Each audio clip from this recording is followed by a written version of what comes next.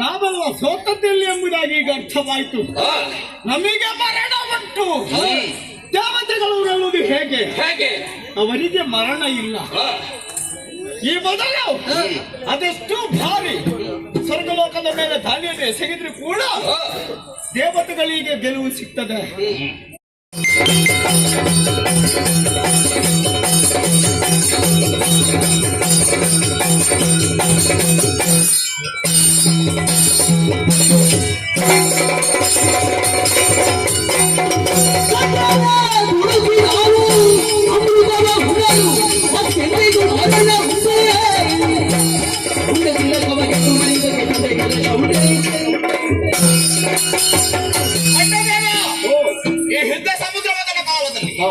ದೇವತೆಗಳಿಗೂ ದಾನರಿಗೂ ಸಮುದ್ರ ಮತನ ಅನ್ನುವಂಥದ್ದು ಏರ್ಪಟ್ಟು ಹೋಯಿತು.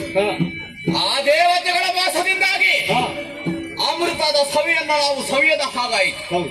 ಆದ್ರೆ ಈಗ ಉಳಿದಂತಹ ಅಮೃತವೊಂದು ಆ ಶಶಾಂಕನ ಬಳಿ ಇದೆ ಅನ್ನುವ ವಿಚಾರವನ್ನ ಅರಿತವರಿದ್ದೇವೆ.